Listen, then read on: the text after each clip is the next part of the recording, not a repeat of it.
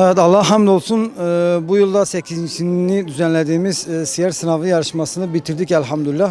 Gerçi daha çıkmayan öğrencilerimiz de var. Tabii yani sınava giren, yarışmaya giren öğrenciler kadar biz de heyecanlıyız. Allah hamdolsun 2 aydır bunun altyapısını yapıyoruz. Bunda emeği geçen birçok kardeşlerimiz var, öğretmen kardeşlerimiz var, öğrenci kardeşlerimiz var. Esnaf kardeşlerimiz var. Hani katkılarıyla ve kitap dağıtımında emeği geçen birçok kardeşimiz var. Sponsor olan kardeşlerimiz var. Hepsinden Allah razı olsun. Emeği geçen tüm kardeşlerimizden Allah razı olsun. Tabii sınava katılımın bu denli yüksek olması bizi sevindiriyor. Bizi heyecanlandırıyor aynı zamanda. Elhamdülillah yani bu gençleri gördüğümüz zaman gelecek neslin ne kadar altyapısının sağlam olduğunu görüyoruz. Buna şükretmemiz lazım. Bunda da bu hamurda da bizim de elimizin olması bizi ayrıca sevindiriyor. Elhamdülillah bu yıl Bingöl'de merkezde 3 okul olmak üzere bir de bir tane de köyde olmak üzere 4 okulda sınav gerçekleştirdik. Karlova'da bir merkezde okul, 8 de köyde olmak üzere 9 okulda sınavlarımızı gerçekleştirdik. Genç'te de merkezde 3 okulda, Solhan'da da 3 okulda sınavlarımızı gerçekleştirdik elhamdülillah. Toplamda 20 okulda sınavlarımızı yaptık. 6.000 civarında bir katılım sağlandı. Bayan ve erkek olmak üzere, çocuk ve yetişkin olmak üzere. Elhamdülillah bu sayı belki bizi sevindiriyor ama ileriki yıllarda bunun katlanmasını temenni ediyoruz. Daha çok insanlara ulaşmak, daha çok insanlara, gençlerimize Peygamber Aleyhisselatü Vesselam'ı tanıtmak, buna vesile olmak için bir çaba sarf edeceğiz Allah nasip ederse.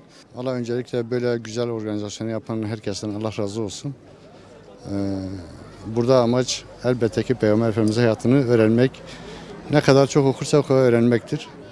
Bunun için tekrar bunu hazırlayan emeği geçen herkese Allah razı olsun diyorum. Teşekkür ediyorum. Sınav çok kolaydı. Bana göre çok kolay geldi ama diğer arkadaşlara göre bilmiyorum. Böyle sınavların yapılmasını temenni ediyor musun? Evet. Sana ne gibi katkılar oldu? Bana Peygamber Efendimizin hayatını öğretti. Yani eğer kazanırsam ödül de alacağım. Bence çok güzeldi. Yani öncelikle bu tür sınavların olması gerçekten çocuklar için çok faydalı bir hareket. İkincisi sınava gelirken zaten çocukla da konuştum. Bu sınavın kaybedeni yok. Yani kesinlikle kaybedeni yok. Özellikle Resulullah sallallahu aleyhi ve sellemin hayatını öğrenmek gibi bir kazanım var. Onun için inşallah kesintisiz her sene devam eder diye düşünüyorum.